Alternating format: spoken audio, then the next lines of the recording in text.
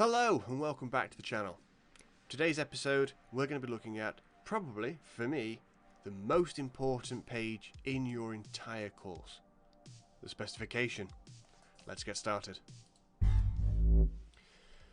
Right, so we should know what a specification is by now. If you don't, it essentially is the rules and parameters that you create that are often given to you by your client to say what your product needs to do to be successful. In this particular case, you've got a challenge and you need to create your own specification table. Now, you can see from my little table over there, these are the subheadings that I would strongly recommend you use to generate your own specification. And we're going to unpick those and outline what they are, what we do, and how we actually go about writing one of these. So, let's have a look at our first part here, the function. This essentially is the job. And this part here is telling us what it's going to do. So, for example, a set of drawers by your bedside cabinet, the function of those drawers is to store products. Another function is to be able to open and close them. So it might be you've got multiple functions for your specification. So, what are we designing?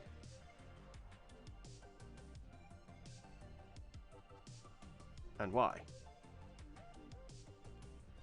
So I'm designing a hand sanitizer that can be operated with one hand and can be distributed to other users around me, for example.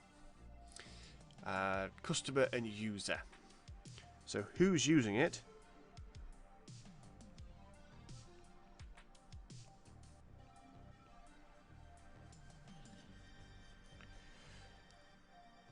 And what do they need from it? So it might be that, I'll stick with this hand sanitizer idea.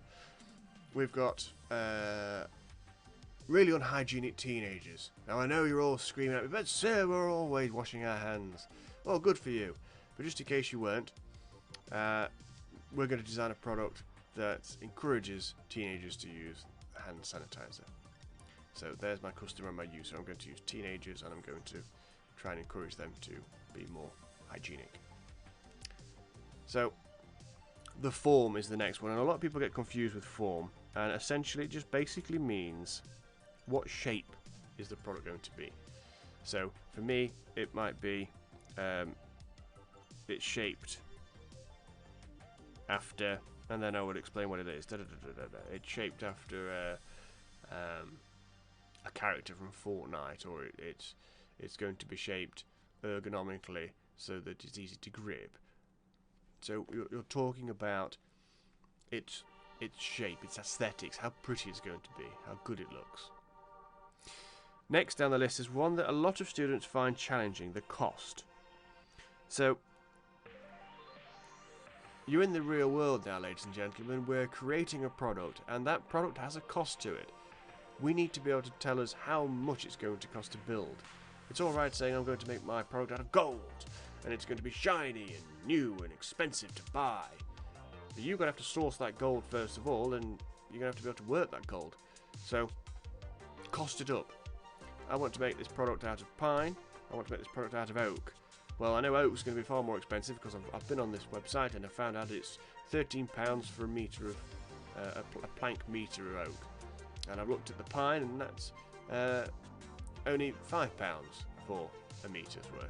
So I could say, well, it's going to be more cost effective if I use pine. Maybe you've been set a budget by your academies. Maybe you set yourself a budget. Maybe you say, well, I want this product to be less than £30 to build, or I want it to be less than £10 to build. So set yourself a budget and then work out how much it's going to cost. Now it might be, and this is why we talk about scale of production as well, it might be that for a beam of material, a plank, let's say a metre long, of pine, I can make 2 products from that. So it might be, okay, I'm going to have a piece of pine here and a piece of pine here. So actually, it's only going to cost me £2.50 out of the pine. So I can cost out for an individual one-off product, and I could also source it for 10. So I could say, well, okay, well, I'm going to need 5 meters of that pine to make 10 products, and it's going to cost me X amount. So I'm saying a batch production, I'm saying it's going to cost me this much for 10, it's going to cost me this much for 1. Now, it will take a bit of time to work out, and it's part of the investigation, and it's something that we strongly encourage you do, because then we can actually apply this to your specification. My product's going to cost no more than this amount. Why? Well, because I need to get it to everybody in the world. I need to get it to people all over the United Kingdom, and everybody needs to be able to buy it. So I need to make it cheap, for example. Environment and sustainability. So think about it like this: how could you recycle it? How can the parts be recycled? It might be that you say, okay, my product's going to be totally sustainable. I'm going to take all the plastic parts off, all the metal parts off, and all the timber parts off, and I'm going to recycle them separately. So the specification point might say, my product must be made using temporary fixings, screws, bolts, etc. The reason for that, so I can take all the parts apart and I can recycle bits. It might be that you're going to say, well, my product's got to be made out of recycled materials already, or I'm going to use this corrugated card that's biodegradable, and it can go into the soil and it can replenish it, as opposed to causing environmental impacts. Next, and it's one a lot of students forget, safety. How are you going to make sure your product is safe to use? I don't want to be picking up a piece of hand sanitizer that's made of all just spikes. I also don't want to be picking something up that's so heavy that when I drop it I break my toe. So, how can the product be made safe to use?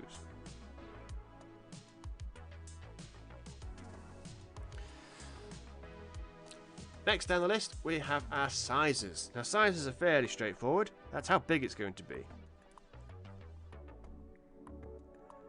And sometimes it's how small it's going to be as well. So, depending on what it's going to be for. So, if it's going to go in the boot of a car for storage, it needs to be quite large. It also needs to be small enough to fit in the boot of a car. So, you'd need to then go and measure up different sized cars or different sized boots of cars. You might have a little Volkswagen Polo or a giant Volkswagen Jetta, and they have very different sized boots. But then you can create the specification point saying that the product will be no bigger than the Jetta sized boot, whatever that may be, and it's no smaller than the Polo sized boot. Very easy to do there. How big or small the product will be.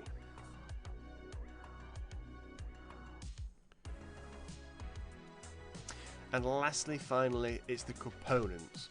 What materials you're going to use, and why have you chosen those? So it might be I'm going to make my product out of readily available materials in a school workshop. Why? Well, because they're readily available in a school workshop. It might be that you're going to say, well, I've got to have that element of luxury. I'm going to use a bit of pewter casting. I'm going to add a little bit of that precious little material in there. Or it might be that you're saying, well, I've got to use bolts. I'm going to have to source bolts. I could make my own. I haven't got the time for that, so I'm going to source my own bolts. So it's going to be, I'm going to use standardized M5 bolts for my product, maybe. So, what will you use? And why?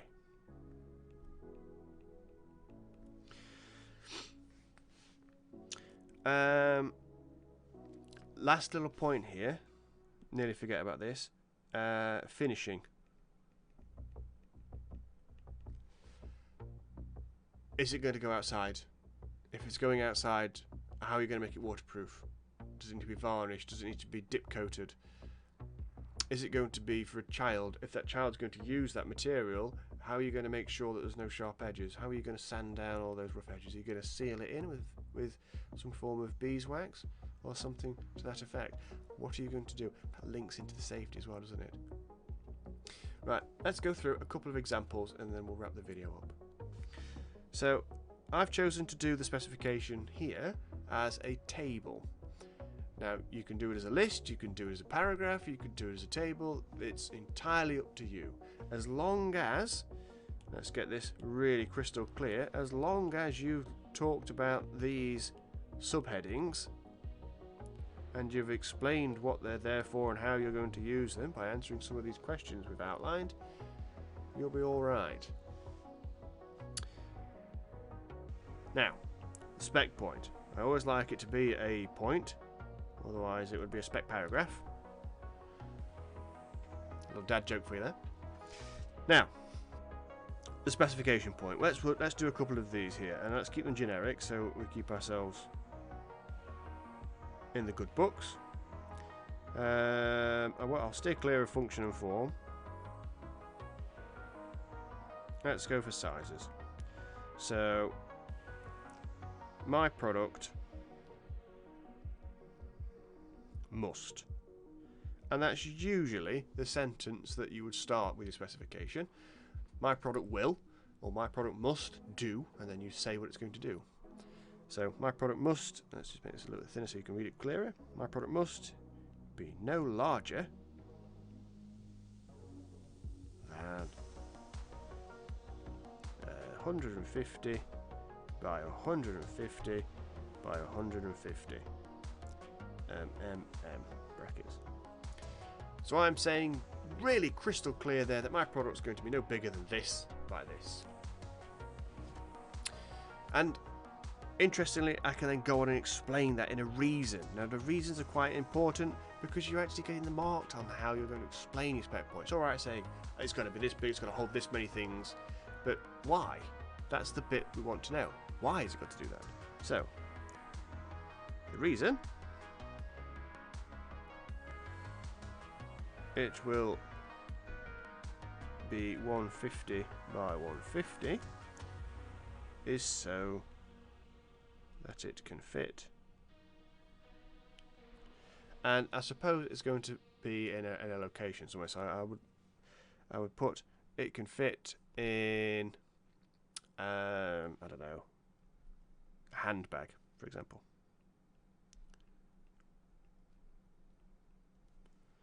Or a car glove box. Now again, you link this directly to your theme, directly to your contextual challenge. How will it be tested? This is the one that I like to add in. Now, at some point, we've got to evaluate the product and talk about how well it works. And the only way I can do that is by creating a set of tests. So, well, how simply, I will measure it. I will measure the product. And I will photograph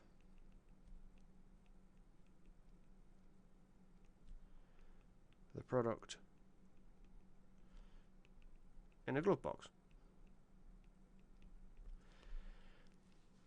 My spec point says it's got to go in a glove box, so if I put it in a glove box and it fits, I'll photograph it.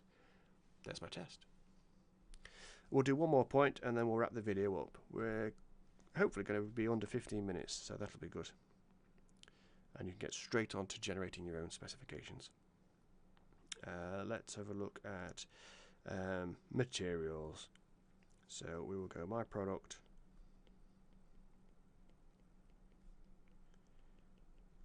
will be made using temporary fixings. The reason is so that all parts of different material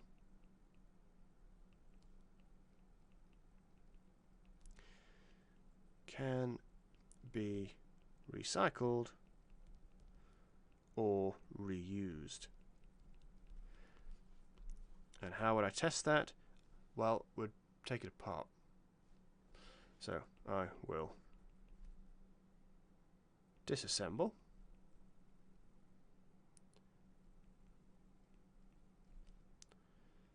my product with photographic evidence. You'll have to excuse my poor handwriting there. However, I wanted to make sure we're under 15 minutes, which we're not quite now. We're 15 minutes and 7 seconds. Rats. Pip to the post. But also, if you're unsure, you can go back and listen to the video again. Right, so what have we learnt in today's session? We've learnt about generating the specification and how we can create a series of spec points and what we're sort of looking for with those spec points. I've given you a worked example of how the specification would be written, and my suggestions for that is the product must or the product will do this. Possibly adding in or certainly adding in a reason rather, definitely adding in a reason, and possibly adding in some form of test to be able to check how the product is successful or not. Right, so we're going to finish it just there. If you've missed out on the research section, or if you're stuck in a rut, you can hit one of our videos up on the screen now. And if you liked this video and found it really useful, which hopefully you did, then do me a favour, subscribe. That way you're never going to miss another video and you'll be ready for the NEA in my next set of videos. Stay safe. Bye now.